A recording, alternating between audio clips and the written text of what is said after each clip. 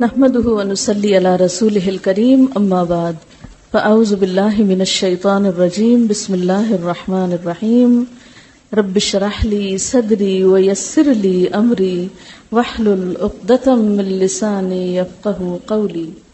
دینی اعتبار سے بھی پڑھی لکھی اور دنیاوی اعتبار سے بھی پڑھی لکھی قومیں بعض شگون میں مبتلا ہیں.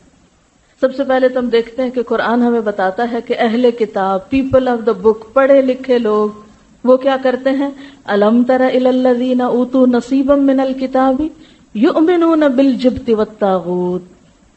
کیا تم نے دیکھا ان لوگوں کو جنہیں کتاب دی گئی یا کتاب کا ایک حصہ دیا گیا؟ وہ کیا کرتے ہیں؟ جبت اور طاغوت پر ایمان رکھتے ہیں. اچھا، یہ جبت کیا چیز ہے؟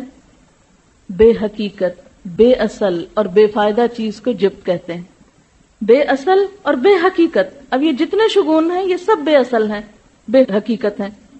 اور اسلام کی زبان میں کہانت، فال گیری، ٹونے ٹوٹکے، شگون اور سارے قسم کے وہمی خیالات اور باتیں اور سپرسٹیشنز اور توہمات، یہ سب کچھ کا ملغوبہ جبت کہلاتا ہے.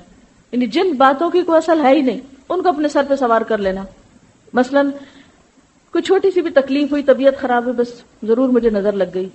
کوئی دو لوگوں کے تعلقات خراب ہیں، ان پہ تو جادو ہو گیا ہے. یعنی پہلا خیال جو کسی بیماری تکلیف میں جاتا ہے وہ عموماً بے حقیقت باتوں کی طرف جاتا ہے جن کی کوئی اصل نہ ہو. اور پھر ان بدگمانیوں کی وجہ سے آپس میں پیار محبت کے رشتے ختم ہو کے رہ جاتے ہیں. فلاں بیٹھا ہوا تھا، وہ مجھے دیکھ رہا تھا، بس اسی کی نظر لگی ہوگی، چاہے وہ عزیز ترین دوستی کیوں نہ ہو. آئندہ سے اس کے بارے میں دل میں میل رکھ لی، دل میں کوئی بدگمانی رکھ لی، اس سے وہم آنے لگا، اس سے خوف آنے لگا، اس کا آنا منحوس ہونے لگا. اچھے بھلے کام رک گئے، تعلقات ختم ہو گئے، بات کی حقیقت کچھ بھی نہیں. اور یہ سب کون کرتے ہیں؟ الذین اوتوا الکتاب، جنہیں کتاب ملی. اور آج ہم مسلمانوں کا حال بھی یہی ہے. قرآن کے ہوتے ہوئے، سنت واضح کے ہوتے ہوئے یہ سب کچھ ہو رہا ہے. رسول اللہ صلی اللہ علیہ وسلم نے فرمایا، پرندے کے نام سے کنکری پھینک کر، خط کھینچ کر یعنی زائچے بنا کے، پرندہ اڑا کے فال لینا، سب جبت میں شامل ہے. جبت میں کیا کچھ شامل ہے؟ پرندے کے نام سے، پھر کنکری پھینک کے یا لکیر لگا کے یا پرندہ اڑا کے فال لینا، یہ سب کچھ شامل ہے. حضرت عمر رضی اللہ تعالیٰ عنہ کہتے ہیں کہ جبت سے مراد سحر ہے، جادو ہے. اور جادو کے بارے میں آپ نے فرمایا، جس نے جادو کیا اس نے گویا کفر کیا. جادو تو ہمارے ایمان کا دشمن ہے. اور آپ صلی اللہ علیہ وسلم نے دھاگوں پہ پڑھ کے گرہ لگانے کو بھی جادو قرار دیا ہے. یہ نہیں کہ کسی جادوگر کے پاس جا کے آپ جادو کرا کے آئیں، بنگالی جادوگر یا کالا جادوگر.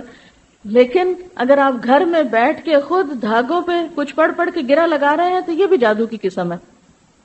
اور یہ سمجھنا کہ اس سے کوئی چیز رک جائے گی یا کوئی کھل جائے گی، یہ سب بیکار کی باتیں. اور خاص طور پر نجومیوں کے پاس اور جادوگروں کے پاس جانے سے ہمیں منع کیا گیا ہے اور ان پر اعتقاد رکھنے سے منع کیا گیا ہے. اور اس میں آپ دیکھیے کہ آپ صلی اللہ علیہ وسلم نے واضح الفاظ میں فرمایا ہے. حضرت حفصہ رضی اللہ تعالی عنہا فرماتی ہیں کہ رسول اللہ صلی اللہ علیہ وسلم نے فرمایا، جو شخص کسی کاہن یا نجومی کے پاس آیا اور اس سے کوئی بات پوچھی اور اس پر یقین کر لیا تو اس کی 40 راتوں کی نمازیں قبول نہ ہوں گی. یہ صحیح مسلم کی روایت ہے.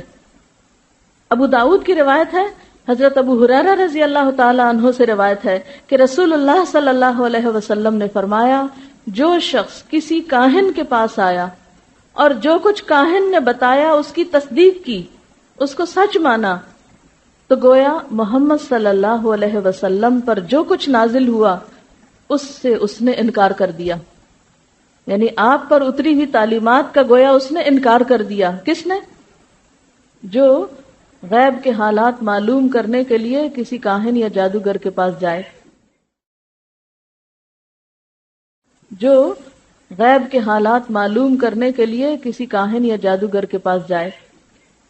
ایک اور حدیث میں آتا ہے، طبرانی کی روایت ہے، جو شخص کسی نجومی یا کاہن کے پاس اس لیے گیا کہ علم غیب معلوم کرے، پھر اس سے کوئی بات پوچھی تو 40 راتوں تک اس کی توبہ قبول ہونے سے رکی رہتی ہے. اور اگر اس نے نجومی کی بات کی تصدیق کر دی تو اس نے کفر کیا. کہ ہاں اس نے تو بالکل سچ کہا اور یہ تو ایسا ہوگا، اور پھر وہ اس وہم کا شکار بھی ہو جائے۔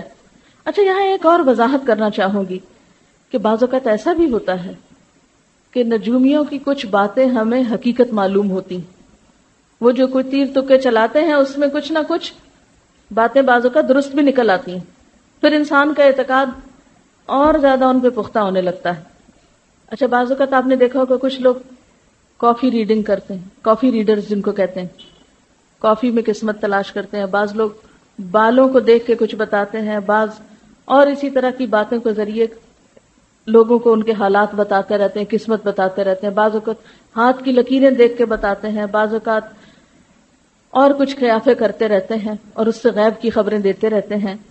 تو بات یہ ہے کہ ایسا بھی ممکن ہے کہ اللہ تعالیٰ کسی کو کوئی علم ان علوم میں سے دے دے اور وہ بندہ ہمارے لیے ایک آزمائش ہو، بالکل ایسے ہی جیسے بابل کے شہر میں ہاروت ماروت کو اتارا گیا تھا، اور وہ سحر جانتے تھے اور سکھاتے تھے اور بتاتے تھے کہ دیکھو ہم تو فتنہ آزمائش ہے، ایسا مت کرو، لیکن لوگ پھر بھی سیکھتے تھے اور اپنا جا کے ایمان بیچتے تھے۔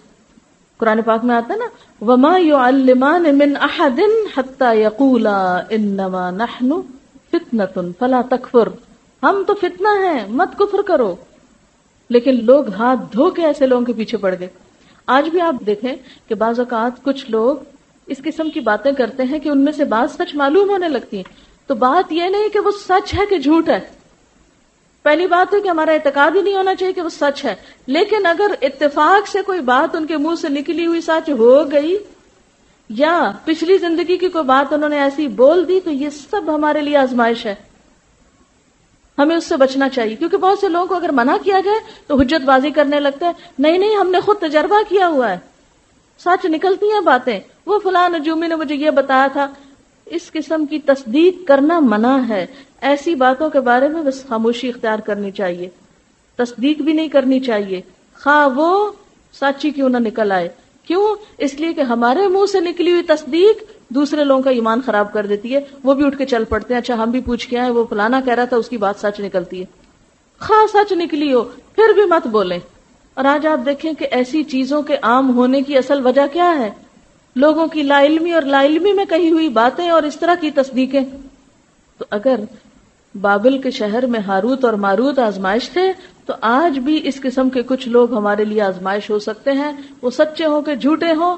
ہمیں منع کیا گیا کہ تم نے ان کے پاس نہیں پھٹکنا، نہ آؤٹ آف کیوریوسٹی اور نہ آؤٹ آف فن، کیونکہ بعض لوگ صرف انجوائمنٹ کے لیے ایک فن کے طور پر صرف کھیل تماشے کے طور پہ چل پڑتے ہیں، نہ کھیل تماشے کے طور پہ جانا ہے اور نہ سنجیدگی سے جانا ہے، کیونکہ بعض اوقات مذاق میں کہی ہوئی باتیں بھی انسان کے اوپر اس طرح اثر کر جاتی ہیں کہ زندگی کا رخ پلٹ جاتا ہے۔ تو ایسی تمام چیزوں سے ہمیں بچنے کا حکم ہے۔ کچھ اور حدیثیں ہیں اس بارے میں، بدشگونی وغیرہ کے بارے میں، اور ان چیزوں کے بارے میں کچھ اور ہمارے دین میں ہمیں رہنمائی ملتی ہے۔ حضرت ابو ہریرہ رسول اللہ صلی اللہ علیہ وسلم سے روایت کرتے ہیں کہ آپ نے فرمایا، مرض کا لگ جانا، الو اور سفر اور نحوست، یہ سب باتیں بے حقیقت ہیں۔ بعض لوگ کہتے ہیں نا، مجھے فلاں سے زکام لگا، میرے بچے کو فلاں سے چکن پاکس ہوئے، ایسی باتیں کرتے ہیں نا لوگ، یہ نہیں کرنی چاہیے۔ اس کا یہ مطلب نہیں ہے کہ جراثیم نہیں ہوتے یا بیماریاں اچھوت کی نہیں ہوتی یا اچھوت نہیں ہوتی، ہوتی ہیں، بعض بیماریاں کنٹیجس ہوتی ہیں، لیکن کوئی بھی جراثیم اور کوئی بھی شخص کسی کو نفع یا نقصان نہیں دے سکتا جب تک اللہ کا اذن نہ ہو۔ چلو مان لیا آپ کو لگا، اس سے زکام، اس کو لگا، اس سے اس کو، تو پہلے کو کہاں سے لگا تھا؟ پہلے کو کس سے لگا تھا؟ پہلے کو جہاں سے لگا تھا نا، اللہ کے اذن سے، تو باقیوں کو اگر کسی بھی چیز سے لگا تو اللہ کے اذن سے۔ نہ شفا کسی کے ہاتھ میں، یہ کہنا بھی شرک ہے کہ مجھے فلاں کے ہاتھ سے شفا ہوئی ہے۔ ہم لا علمی میں ایسی باتیں بھی کر جاتے ہیں نا، نہیں، شفا بھی اللہ کے اذن سے ہوتی، اللہ کے فضل سے یہ دوا فائدہ مند ہوئی، اللہ کے اذن سے یہ بیماری لگی۔ اچھا، اس لیے ہمیں یہ نہیں کرنا چاہیے چونکہ اس طرح بول نہیں سکتے ہم، تو پھر ہم بیماروں کے بیچ میں جا کے بیٹھے۔ نہیں، آپ نے فرمایا اور جزامی شخص سے اس طرح بچو جس طرح شیر سے بچتے ہو۔ یعنی جہاں مرض ہو، بیماری ہو، اور جو بیماریاں ایک سے دوسرے کو لگتی ہو وہاں احتیاط ضروری ہے، لیکن اگر لگ جائے تو اس بیچارے کو بلیم نہ کرو، یہ تو اللہ کے اذن سے لگی. کیونکہ بعض اوقات ایسا ہوتا ہے نا کہ بیماری لگتی بھی اور بعض اوقات نہیں بھی لگتی، یا کچھ لوگوں کو لگتی ہے تو کچھ کو نہیں لگتی. اگر فلاں ہی کا قصور ہے تو پھر تو سب کو لگنی چاہیے تھی، سب کو تو نہیں لگی، تو آپ ہی کو اس نے کیوں لگا دی؟ اچھا، اس سے ہمیں منع کیوں کیا گیا؟ اس لیے کہ اس سے جو بیمار ہوتا ہے وہ پہلے ہی اس کا دل چھوٹا ہوتا ہے، وہ پہلے ہی دکھی ہوتا ہے. اگر اس کو یہ کہا جانے لگے کہ تمہاری وجہ سے میرے اوپر مصیبت آئی تو اس سے اس کو تکلیف پہنچے گی، کیونکہ کوئی مصیبت آ نہیں سکتی جب تک کہ اللہ کا اذن نہ ہو. ما اصابک من مصیبت فبما کسبت ایدیکم، اپنی کمزوری، اپنی کوتاہی ہو سکتی ہے، خود کی بے احتیاطی ہو سکتی ہے، تو دوسروں کو اس طرح ستانا نہیں چاہیے، دکھ نہیں دینا چاہیے، پریشان نہیں کرنا چاہیے. پھر آپ نے فرمایا الو سے بدشگونی نہ لی جائے. مجھے نہیں معلوم کہ الو یہاں بھی کوئی نحوست کا نشان ہے یا نہیں، لیکن عربوں کے ہاں یہ منحوس جانور تھا، اس سے نحوست سمجھی جاتی تھی. یعنی الو کو اپنے لیے منحوس سمجھتے تھے اہل عرب، یا الو کا بولنا نحوست کی علامت تھی. جیسے ہمارے یہاں بعض اوقات بلی کا رونا یا بلی کا بولنا، اس کو بھی منحوس سمجھا جاتا ہے. اسی طرح آپ نے سفر کو منحوس سمجھنے سے خود منع فرمایا ہے، سفر کو منحوس سمجھنے سے منع فرمایا ہے، اور اسی طرح کسی بھی چیز میں نحوست تلاش کرنا منع ہے. یہ بخاری کی روایت ہے. حضرت جابر بیان کرتے ہیں کہ میں نے خود رسول اللہ صلی اللہ علیہ وسلم سے سنا کہ مرض کا لگ جانا، سفر اور بھوت پریت سب خیالات ہیں، ان کی کوئی حقیقت نہیں. صحیح مسلم کی روایت ہے. اس میں مرض کا لگ جانا یہ بھی انسان کا وہم ہوتا ہے کہ مجھے فلاں سے لگی. سفر کا مہینہ منحوس ہے، یہ بھی انسان کے محض خیالات ہیں. اور بھوت پریت، یہ بھوت پریاں کوئی چیز نہیں ہے، جن ہیں، بھوت پری کوئی چیز نہیں ہے. ہمارے ہاں کتنی بھوتوں کی کہانیاں مشہور ہیں، پریوں کی کیسی کیسی کہانیاں اور پرستان مشہور ہیں. اس کی کوئی حقیقت نہیں، بالکل وہمی اور خیالی اور انسان کے دماغ کی اختراع، اس کا امیجنیشن ہے، اس کی کوئی اصل نہیں. اسی طرح حضرت ابو ہریرہ رضی اللہ تعالی عنہ رسول اللہ صلی اللہ علیہ وسلم سے روایت کرتے ہیں کہ آپ نے فرمایا مرض کا لگ جانا، الو، نچھتر اور سفر یہ سب وہم پرستی کی باتیں ہیں، ان کی کوئی حقیقت نہیں. یعنی ستاروں وغیرہ سے بھی نحوست لینا یا ستاروں کا اپنی زندگی پہ اثر سمجھنا یہ بالکل بے حقیقت بات ہے. کیونکہ بعض اوقات لوگ سٹارز میں بڑے کھوئے رہتے ہیں، تمہارا سٹار کون سا ہے، اس کا سٹار کیا ہے، شادی سے پہلے سٹار معلوم کرتے ہیں کیا ہماری آپس میں بنے گی کہ نہیں بنے گی، ذائچے نکلواتے ہیں، تاریخوں کو منحوس سمجھتے ہیں، دنوں کو منحوس سمجھتے ہیں. یہ سب وہمی اور خیالی باتیں ہیں. آپ نے فرمایا ان کی کوئی حقیقت نہیں. حضرت بریدہ سے روایت ہے رسول اللہ صلی اللہ علیہ وسلم بدشگونی نہیں لیا کرتے تھے. رسول اللہ صلی اللہ علیہ وسلم کے پاس فالگیری کا ذکر کیا گیا تو آپ نے فرمایا ان میں سب سے اچھی چیز تو نیک فال ہے. اگر فال لینی ہی ہے تو کیا کرو، نیک فال لو. نیک فال کیا کہ مثلا کوئی نیک کام ہو تو انسان اس کو اپنے لیے خوش قسمتی کی علامت سمجھے کہ شکر ہے نیکی کی توفیق ہو گئی، یا کسی نیکی کی جگہ پہ جانے یا کسی نیک انسان سے ملاقات یا نیک لوگوں کی صحبت، اس کو اپنی خوش قسمتی کی علامت سمجھے. مثلا اللہ تعالیٰ اگر آپ کو حرم پاک لے جائے، اپنے گھر لے جائے، یا آپ کو نیک لوگوں کی صحبت مل جائے، قرآن کی تعلیم مل جائے، تو یہ سب کیا ہے، یہ خوش قسمتی کی بات ہے. پھر اسی طرح آپ نے فرمایا اور بدفعلی کسی مسلمان کو کام سے نہ روکے، پس جب تم میں سے کوئی شخص ناگوار چیز دیکھے تو یہ دعا پڑھے، اللہم لا یأتی بالحسنات الا انت ولا يدفع السیئات الا انت ولا حول ولا قوت الا بک. کیا معنی ہے، یا اللہ تیرے سوا کوئی بھلائیاں نہیں پہنچاتا اور تیرے سوا کوئی برائیاں نہیں ٹالتا، اور برائیوں یعنی مصیبتوں سے بچنا اور نیکی کی قوت سے بہرہ ور ہونا تیری ہی توفیق سے ممکن ہے. یعنی یہ سب کچھ تیری ہی طرف سے ہوتا ہے. اور جہاں تک ستاروں کا تعلق ہے تو اب تو سائنس نے بھی اس بات کو ثابت کر دیا ہے کہ یہ سب کچھ بالکل فراڈ ہے، اس کی کوئی حقیقت نہیں۔ وہ ایک شعر اسی سے ملتا جلتا ہے، یہ ستارے تیری تقدیر کی خبر کیا دیں گے، یہ ستارے تیری تقدیر کی خبر کیا دیں گے، یہ تو خود گردش افلاک میں ہے خار و زبوں۔ یعنی ان کا تو اپنا حال برا ہے، گھوم گھوم کے یہ تمہاری تقدیر کہاں سے بتائیں گے۔ جو ستارے اپنی منزل نہیں جانتے اور خود چکر میں ہیں اور خود گھوم ہی رہے ہیں، وہ ہماری قسمت کہاں سے سنواریں گے، ہمیں کہاں سے فائدہ پہنچائیں گے۔ اور پھر آپ دیکھیے کہ یہ جو بات ہے نا کہ یہ جو ہاروسکوپ اور سٹارز اور ان کے پیچھے پڑے رہنا اور ان کی وجہ سے وہم کا شکار ہونا اور اخبار میں جھٹ سے سب سے پہلے کھول کے دیکھنا اچھا یہ ہفتہ ہمارا کیسے گزرے گا، اور مختلف لوگوں سے معلوم کرنا، اور سال شروع ہونے سے پہلے ہی سارے سال کی کتاب خرید کے رکھ لینا، اور قرآن کا اتنی پابندی سے مطالعہ نہ کرنا جتنا ایسی کتابوں کا، کیونکہ میں خود دیکھا ہوا لوگوں کو وہ اتنی موٹی موٹی انگریزی کی کتابیں لے لیتے ہیں، وہ ہر روز کھول کے بیٹھے ہوتے ہیں، اچھا آج کیا ہوگا میرے ساتھ، اس مہینے میں کیا ہوگا، اس سال میں کیا ہوگا، زندگی کے کون کون سے سال بڑے خوش قسمتی کے ہیں، بہت اچھے گزریں گے، اور کون کون سے سال بھاری ہوں گے، اور کون سا دن بڑا بھاری ہوگا۔ یہ سب بے حقیقت باتیں۔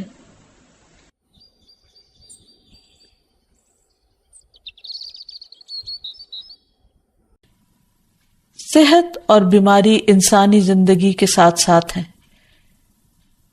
انسان کی زندگی کے کوئی بھی 2 دن ایک جیسے نہیں ہوتے۔ آج اگر انسان خوش ہے تو کل اداس ہوگا، اگر آج وہ اپنے جسم میں قوت محسوس کر رہا ہے تو کل بیمار ہو سکتا ہے۔ انسان کے اوپر دن میں بھی کئی بار مختلف طرح کی کیفیات گزرتی ہیں۔ کبھی انسان روحانی طور پر، جذباتی طور پر بیمار ہوتا ہے، اور کبھی انسان جسمانی طور پر بیمار ہو جاتا ہے۔ بیماری کی کیفیت صحت کی کیفیت سے مختلف ہوتی ہے، اور ہر انسان اس کو محسوس کر سکتا ہے۔ ایسی صورت میں انسان کو دوا کے ساتھ ساتھ اللہ سبحانہ وتعالیٰ کی طرف رجوع کرنا چاہیے اور اپنے لیے خوب خوب دعائیں کرنی چاہیے۔ بعض اوقات بیمار خود اپنے لیے دعا نہیں کر سکتا تو بیمار کی عیادت کرنے والے اور بیمار کو دیکھنے والے، اس کے دوست، رشتہ دار، عزیز، اقربا اور ایون ہسپتال کا عملہ مریض کے لیے ایسی دعائیں پڑھ سکتا ہے جو اس کے لیے شفا یابی کا ذریعہ ہو سکتی ہیں۔ تو بات یہ ہے کہ انسان ہر حال میں اپنے رب کا محتاج ہے، اور اسے اپنی ہر ضرورت کے لیے اپنے رب کی طرف رجوع کرنا چاہیے، اور خصوصاً قبولیت کے مواقع پر۔ رات کا پچھلا پہر اس کے لیے بہت مناسب ہے، جب اللہ سبحانہ وتعالیٰ بندوں کو پکارتے ہیں کہ ہے کوئی جو مجھ سے دعا کرے تو میں اس کی دعا قبول کر لوں، ہے کوئی جو مجھ سے سوال کرے تو میں اس کو جواب دوں، ہے کوئی جو مجھ سے استغفار کرے تو میں اس کو بخش دوں۔ تو جب انسان بیمار ہو، اور خصوصاً اگر ایسی بیماری کا شکار ہو کہ جس میں بظاہر شفا کی کوئی امید نہ ہو، تو اسے اور بھی زیادہ خشوع و خضوع کے ساتھ اور ایسے اوقات میں اللہ تعالیٰ کی طرف رجوع کرنا چاہیے کہ جلد از جلد صحت یابی ہو سکے۔ اور اس سلسلے میں کبھی بھی انسان کو اللہ تعالیٰ سے مایوس نہیں ہونا چاہیے۔ پھر یہ بات یاد رہے کہ جب انسان دعا کرے تو اس سے پہلے اللہ سبحانہ وتعالیٰ کی تعریف کے کلمات کہنا نہ بھولے۔ تو آئیے آج ہم آپ کو دعا کرنے سے پہلے کچھ نئے کلمات بتائیں گے جو اللہ سبحانہ وتعالیٰ کی حمد و ثنا پر مبنی ہیں۔ ربنا لک الحمد ملء السماوات والارض وملء ما شئت من شيء بعد اهل الثناء والمجد احق ما قال العبد وكلنا لك عبد اللهم لا مانع لما اعطيت ولا معطي لما منعت ولا ينفع ذا الجد منك الجد۔ اے ہمارے رب، تمام تعریفیں تیرے ہی لیے ہیں جن سے آسمان اور زمین بھر جائیں، اور اس کے بعد جو تو چاہے وہ بھی اس سے بھر جائے۔ تو ہی تعریف اور بزرگی کے لائق ہے۔ بندے جو کہتے ہیں تو ان کا سب سے زیادہ حقدار تو ہے، اور ہم سب تیرے بندے ہیں۔ اے اللہ، جسے تو عطا کرنا چاہے اس سے کوئی روک نہیں سکتا، اور جسے تو نہ دینا چاہے اسے کوئی دے نہیں سکتا، اور کسی مرتبے والے کی بزرگی تیرے سامنے کوئی فائدہ نہیں دے سکتی، یعنی اللہ سبحانہ وتعالیٰ کے علاوہ کوئی بھی اور ایسا نہیں ہو سکتا جو انسان کی مشکل کو آسان کر سکے۔ تو آئیے اس کے ساتھ ہم دیکھتے ہیں کہ بیماری کے اسباب کیا ہوتے ہیں، بیماریاں کیوں آتی ہیں۔ سب سے پہلی بات تو یہ کہ بیماری اللہ کے اذن سے آتی ہے۔ جب تک اللہ سبحانہ وتعالیٰ کا اذن نہ ہو، انسان پر کوئی کسی قسم کی مشکل آ نہیں سکتی۔ قرآن مجید میں آتا ہے ما اصاب من مصیبت الا باذن اللہ، جو بھی مصیبت آتی ہے وہ اللہ کے اذن سے آتی ہے اور وہ تقدیر کا حصہ ہوتی ہے، اور اس میں اللہ سبحانہ وتعالیٰ کی حکمت اور مشیت کار فرما ہوتی ہے۔ اور وہ کیا ہو سکتی ہے؟ مثلاً اللہ تعالیٰ کسی بندے کے ساتھ بھلائی کا ارادہ کرتے ہیں، اس کے گناہ معاف کرنا چاہتے ہیں، اس کو کسی خاص چیز کی سمجھ دینا چاہتے ہیں، تو اسے تکلیف میں مبتلا کر دیتے ہیں، کیونکہ بعض اوقات انسان زندگی میں اتنا مصروف ہوتا ہے اپنے روزانہ کے روٹین کے کاموں میں کہ وہ ٹھہر کر، رک کر، خاموشی کے ساتھ وقفہ لیے بغیر کوئی ایسی بات سوچتا نہیں کہ جو اسے سوچنی چاہیے، جو اللہ تعالیٰ چاہتے ہیں کہ وہ سوچے۔ تو جب انسان بیمار ہو جاتا ہے تو ایک اور کنڈیشن میں آ جاتا ہے، وہ آرام کی کیفیت میں آ جاتا ہے۔ ایسی صورت میں انسان کو وہ باتیں بھی سوچنے کا موقع مل جاتا ہے جو عام طور پر وہ نہیں سوچتا۔ پھر اسی طرح ہمیں ہمارا دین یہ بھی بتاتا ہے کہ بعض اوقات انسان پر بیماری یا کوئی بھی تکلیف اس کے اپنے ہاتھوں کی کمائی سے آتی ہے، یعنی اس کا اپنا کوئی گناہ یا قصور ہوتا ہے جس کی بنا پر اسے وہ تکلیف پہنچتی ہے۔ قرآن مجید میں آتا ہے وَمَا أَصَابَكُم مِّن مُّصِيبَةٍ فَبِمَا كَسَبَتْ أَيْدِيكُمْ وَيَعْفُو عَن كَثِيرٍ، اور تمہیں جو بھی مصیبت پہنچی تو وہ اس وجہ سے ہے جو تمہارے ہاتھوں نے کمایا، اور وہ بہت سی چیزوں سے درگزر کر جاتا ہے۔ اسی طرح بعض اوقات انسان کی بیماریاں اس کے کسی گناہ کا نتیجہ ہوتی ہیں۔ عمر رضی اللہ عنہ نے جب عباس رضی اللہ عنہ سے بارش کی دعا کرنے کے لیے کہا تو انہوں نے کہا اے اللہ، بے شک مصیبتیں گناہوں کی وجہ سے ہی نازل ہوتی ہیں اور انہیں صرف توبہ ہٹا سکتی ہے۔ پھر اسی طرح ایک اور روایت میں آتا ہے رسول اللہ صلی اللہ علیہ وسلم نے فرمایا جب بھی کسی رگ یا آنکھ کو نقصان پہنچتا ہے تو وہ کسی نہ کسی گناہ کی وجہ سے ہوتا ہے، لیکن جو تکالیف اللہ تعالیٰ ویسے ہی ٹالتا رہتا ہے وہ کہیں زیادہ ہو جاتی ہیں۔ پھر اسی طرح بعض بیماریاں انسانوں کے اعلانیہ گناہوں کی وجہ سے بھی ہوتی ہیں، جیسا کہ ایک حدیث میں آتا ہے جب کسی قوم میں بدکاری عام ہو جاتی ہے اور وہ اعلانیہ اس کا ارتکاب کرتے ہیں تو ان میں طاعون اور ایسی مختلف بیماریاں پھیل جاتی ہیں جو کہ ان سے پہلے گزرے ہوئے لوگوں میں نہ تھی۔ ابو امامہ باہلی سے روایت ہے کہ نبی صلی اللہ علیہ وسلم نے فرمایا جس بندے کو بھی بیماری سے پچھاڑ دیا گیا ہو تو اللہ تعالیٰ اسے جب بیماری سے اٹھاتا ہے تو وہ پاک ہوتا ہے۔ تو یہ ایک حقیقت ہے کہ انسان کے گناہ اس کے لیے مشکلات کا سبب بنتے ہیں۔ امام ابن القیم الجوزیہ لکھتے ہیں، ان کی ایک مشہور کتاب ہے الداء والدواء، بیماریاں اور علاج، اس میں وہ کہتے ہیں کہ کوئی بھی گناہ ایسا نہیں کہ جس کے اثرات نہ ہوں۔ انسان سے چھوٹی یا بڑی جو بھی کوئی غلطی صادر ہوتی ہے اس کے نتیجے میں کچھ نہ کچھ اثرات اس کی زندگی پر ضرور پڑتے ہیں۔ ہاں اگر اللہ تعالیٰ معاف کر دے تو وہ اور بات ہے، ورنہ ہر گناہ کی ایک تاثیر ہوتی ہے، اور ان تاثیرات میں سے ایک چیز یہ ہے کہ انسان مختلف قسم کی بیماریوں میں مبتلا ہو جاتا ہے۔ اسی لیے ہم دیکھتے ہیں کہ جب انسان بیماری میں مبتلا ہوتا ہے تو اللہ تعالیٰ اس بیماری کو اس کے گناہوں کا کفارہ بنا دیتے ہیں۔ جیسے حدیث میں آتا ہے کہ جس مسلمان کو کانٹا چبھے یا اس سے زیادہ کوئی تکلیف پہنچتی ہے تو اللہ تعالیٰ اس کے ذریعے اس کے گناہوں کو اس طرح دور کر دیتا ہے جس طرح درخت سے اس کے پتے جھڑتے ہیں۔ تو اس سے ہمیں یہ پتہ چلتا ہے کہ بیماریوں کے آنے کے مختلف اسباب ہوتے ہیں۔ بیماری بہرحال جس بھی وجہ سے آئے، لیکن اصل چیز دیکھنے کی یہ ہے کہ مومن کا رویہ کیا ہے۔ مومن کو اگر کوئی کانٹا بھی چبھتا ہے تو وہ اس پر صبر کرتا ہے۔ اس لیے بیماری یا تکلیف کے آنے پر انسان کو اللہ سے راضی رہنا چاہیے، شکوہ نہیں کرنا چاہیے، کیونکہ جو اللہ سے راضی ہو جاتا ہے کسی آزمائش پر، اللہ تعالیٰ بھی اس سے راضی ہو جاتا ہے۔ پھر اسی طرح اللہ تعالیٰ کا شکر ادا کرنا چاہیے، کیونکہ بیماری اس سے زیادہ شدید بھی ہو سکتی تھی، لہٰذا انسان کو اللہ تعالیٰ جس حال میں رکھے انسان اس پر شکر گزار رہے۔ پھر یہ کہ انسان کسی بھی بیماری میں کسی بھی قسم کی ہو اور زندگی کے کسی بھی حصے میں ہو، اس میں مایوس نہ ہو، پر امید رہے کہ بیماری دور ہو جائے گی۔ پھر اسی طرح اگر بیماری طول پکڑ جائے تو انسان کو گھبرانا نہیں چاہیے، کیونکہ ہر گزرنے والا لمحہ انسان کے درجات میں اضافے کا سبب بنتا ہے اور اس کے گناہ مسلسل جھڑتے چلے جاتے ہیں حتیٰ کہ انسان بالکل پاک صاف ہو جاتا ہے۔ پھر اسی طرح انسان کو بیماری کی حالت میں دوسروں سے شکوے شکایات نہیں کرنے چاہیے، کیونکہ بیماری اللہ کے اذن سے آتی ہے، اور جب انسان ہر ایک کے آگے رونے لگتا ہے تو گویا وہ اللہ تعالیٰ کا شکوہ کر رہا ہوتا ہے، جو چیز اللہ تعالیٰ کو پسند نہیں۔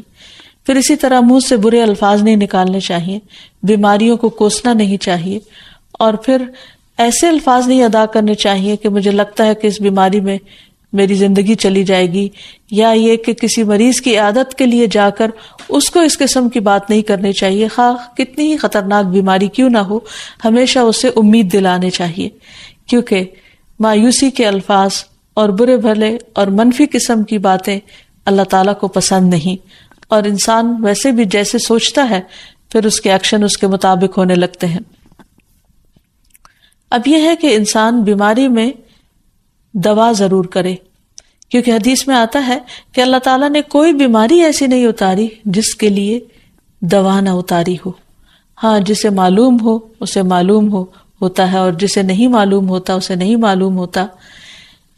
بعض اوقات اللہ تعالیٰ ڈاکٹر کے دل میں ڈال دیتا ہے اور اس کا علاج اس کو سمجھ میں آ جاتا ہے، اور بعض اوقات وہ بیماری لا علاج ہوتی ہے، حالانکہ اس کا علاج موجود ہوتا ہے مگر کسی کو بھی علاج سمجھ میں نہیں آتا۔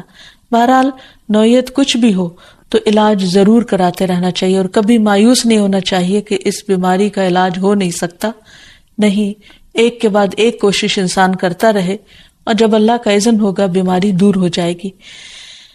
اور اس کے ساتھ ساتھ انسان یہ بھی یقین رکھے کہ شفا اللہ کے ہاتھ میں ہے، کسی ڈاکٹر کے ہاتھ میں نہیں، کسی انسان کے ہاتھ میں نہیں، کیونکہ جب تک اللہ کا اذن نہ ہو شفا نہیں ہو سکتی، خواہ کوئی کتنا بھی بڑا ڈاکٹر کیوں نہ ہو۔ اسی لیے نبی صلی اللہ علیہ وسلم کی دعاؤں کے آخر میں آتا ہے کہ لا شفا الا شفاؤک، کوئی شفا نہیں مگر تیری ہی شفا، یعنی جو اللہ سبحانہ وتعالی اپنے بندے کو شفا عطا کرے۔ پھر اسی طرح یہ ہے کہ حضرت ابراہیم علیہ السلام نے اللہ سبحانہ وتعالی کے بارے میں فرمایا تھا کہ وَإِذَا مَرِضْتُ فَهُوَ يَشْفِينِ، کہ جب میں بیمار ہوتا ہوں تو وہی مجھے شفا دیتا ہے، یعنی اللہ تعالیٰ ہی اس بیماری کو دور کرتا ہے۔ اسی طرح ایک اور روایت سے بھی پتہ چلتا ہے کہ شفا دراصل اللہ سبحانہ وتعالی کے ہاتھ میں ہے۔ حضرت عائشہ سے مروی ہے کہ رسول اللہ صلی اللہ علیہ وسلم دم کیا کرتے تھے اور یہ دعا پڑھتے تھے، امسح البأس رب الناس بیدک الشفاء لا یکشف الکرب الا انت، اے لوگوں کے رب تکلیف کو دور کر دے، تیرے ہی ہاتھ میں شفا ہے، تیرے سوا اس کو دور کرنے والا اور کوئی بھی نہیں۔ پھر اسی طرح انسان جب کسی بیمار کی عادت کے لیے جائے تو اس پر بھی دعا پڑھے اور اس کے لیے دعا کرے۔ رسول اللہ صلی اللہ علیہ وسلم نے فرمایا، جو مسلمان کسی ایسے بیمار کی عیادت کے لیے اس کے پاس آئے جس کی موت کا وقت قریب نہ آیا ہو اور 7 مرتبہ یہ پڑھے، اسأل اللہ العظیم رب العرش العظیم ان یشفی فلانا من وجعہ